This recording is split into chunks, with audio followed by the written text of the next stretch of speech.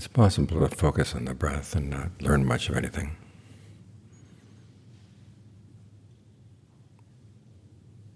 One of John Lee's friends, who was also a student of John Munn, complained to him one time, "Why do you teach people to focus on the breath? All there is in and out, in and out."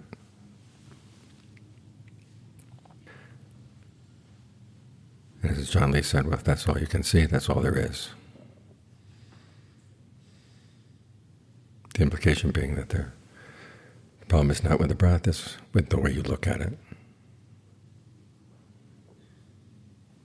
Buddha says that one of the qualities you want to look at in yourself as a meditator is your ingenuity. He doesn't explain it much. It's one of those terms that's very rarely mentioned in the canon, but then it becomes an important thing to know about, which means that you have to be ingenious in how you interpret that.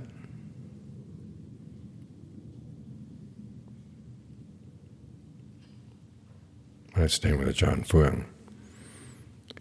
The two things he said you have to develop most in your meditation are, one, your powers of observation, and two, your ingenuity. You have a clear idea of what you want here. You want to get the mind to settle down with a sense of well-being. But then you run into obstacles, and some of the obstacles are things you didn't expect. Look at the Buddha's instructions on breath meditation. And they're just 16 steps. It's not much to go on. You have to fill in the blanks. We're practicing mindfulness of breathing to get the mind into concentration. That much is clear. And the 16 steps fall into 4 tetrads. One tetrad deals with the body, one with feelings, one with the mind, and one with dhammas. In other words, they deal with the frames of reference that we use to establish mindfulness. But the question is, do you follow them 1 through 16? The way the Buddha describes how they lead to mindfulness practice, or embody mindfulness practice, suggests that you could focus on any one tetrad. Like the first one. You discern when the breath is long, you discern when the breath is short. You breathe in and out, sensitive to the entire body. You breathe in and out, calming bodily fabrication. The word bodily fabrication there means basically the in and out breath. The question, of course, is why would the Buddha use a technical term there? And the answer is he wants you to think in terms of fabrication. He's trying to direct your ingenuity. To what extent is the breath a fabricated process? A fabrication here means that you're working with intention. To what extent is the breath intentional? It is one of the processes of the body that can either be automatic or intentional. The question is how much of the automatic side of it really is automatic, and how much of it has become subconscious in the way you direct it. And one way to learn about that is to try to adjust the breath.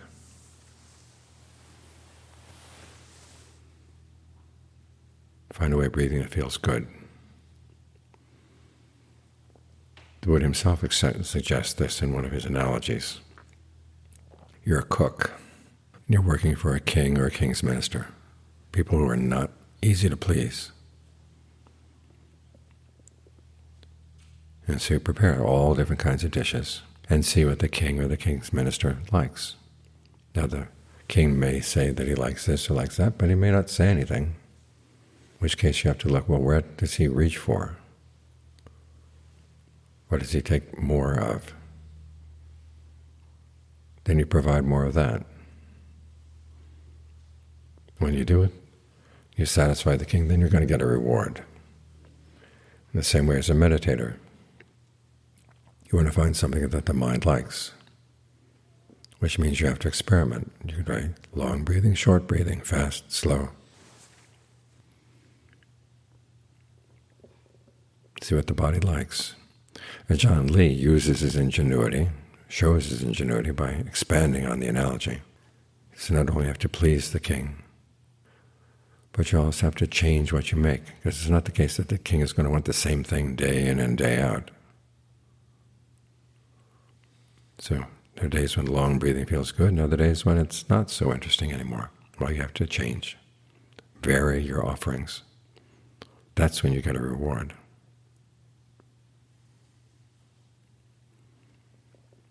When the breath feels good, what do you do with it? There's another sutra where the Buddha says that you take whatever sense of ease or well-being that comes as the mind begins to settle down, and you work it through the body, the same way that a bathman would work water through a ball of bath powder. Back in those days, they didn't have soap. They had a kind of powder that you would make into a dough by the way you mixed it with water. So how do you do that? How do you work the ease through the body? How do you knead the ease through the body? Well, John Lee talks about the breath energies in different parts of the body that flow along the nerves, flow along the blood vessels. When you think of that property of the wind element,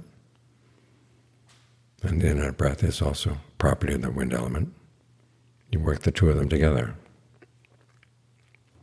There's nothing in the canon that says to do this, but it's a solution to the problem posed by the fact that the Buddha doesn't explain everything.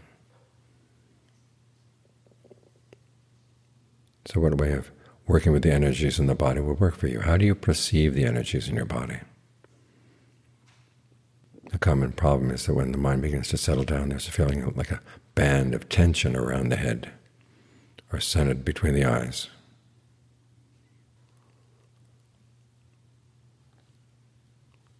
And often it seems pretty resistant to any way of breathing around it, or breathing through it.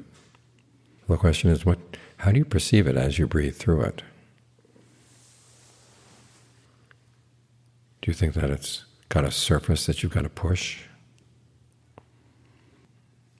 And when you're breathing through, where you're breathing from and where you're breathing to, maybe that's aggravating the tension. I've personally found that if it's good to imagine that band of tension not as a band, but just as kind of a cloud, and with all clouds there's no clear surface, and there's a lot of space between the water droplets.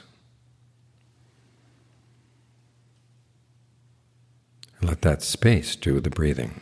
In other words, you don't let the tension do the breathing, you let that space inside the tension do the breathing.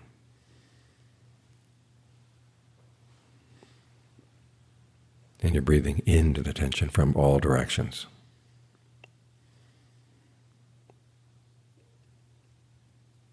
It changes the way you feel that tension in the head. It becomes more of just a heaviness. And you think about the fact that when you're sitting here and the mind gets calm, the areas of the head that tend to get tensed back and forth, tensed and released as you think, suddenly now released entirely. And so, of course, the blood is going to flow into those areas. If you push the blood around, of course, you're going to get headaches.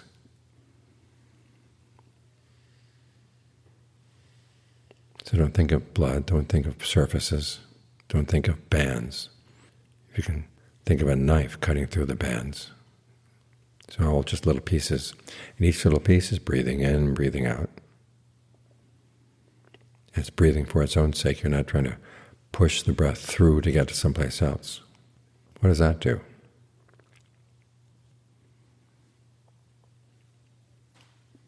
In other words, you play with your perceptions. That's how ingenuity works. First you've got to alert yourself to what your perceptions are, and then you challenge them.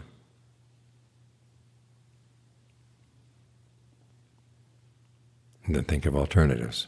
One of the easiest ways to think of alternatives, of course, is to ask yourself the opposite. If the breath is going in, and it seems to be going in one direction, what is it? What if it's actually going in another direction? Or if you can just think of it going in another direction, what happens? Learn to play with things like this. And you see the extent to which your perceptions actually shape what you experience, and how they don't have to be written in stone. They can be changed.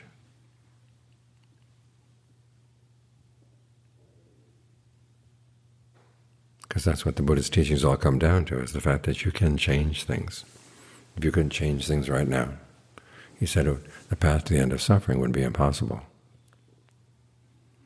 But the fact that things are not totally shaped by the past gives you some leeway right now to make a difference.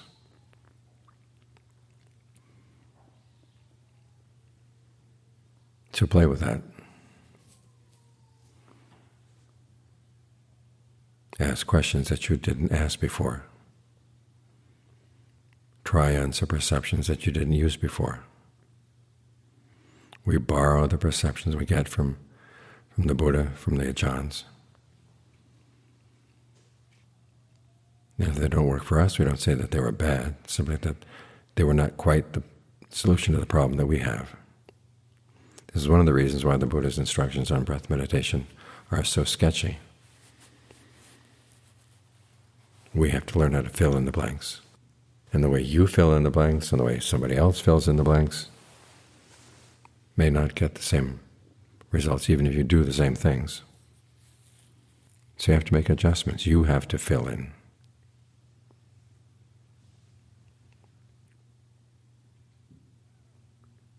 So just as John Lee recommended ingenuity and also showed ingenuity in how he played with the Buddhist teachings, you should learn to show some ingenuity to yourself. Surprise yourself with the questions you ask.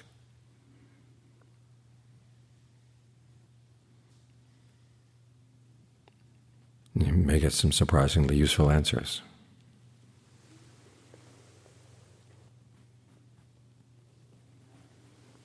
After all, if the insight were something you could anticipate, it'd be something you could read in a book, and that would be the end of the problem.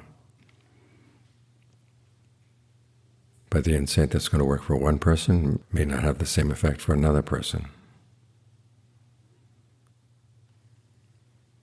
Because where you've created your own problems and the way you create suffering, again, the Buddha talks in large terms.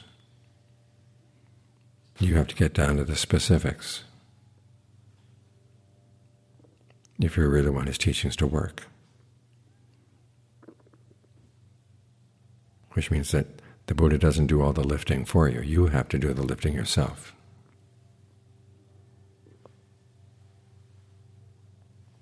I had a student one time who wanted to have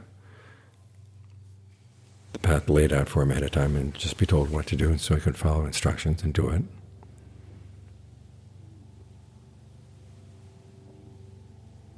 And he got frustrated when I told him, well, try this, try that, see what works.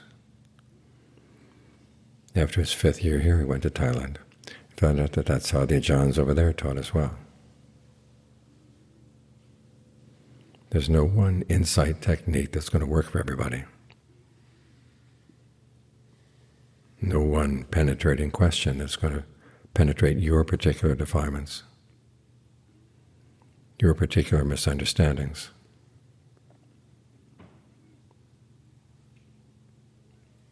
You've created your misunderstandings, and now you're going to have to use your ingenuity to take them apart.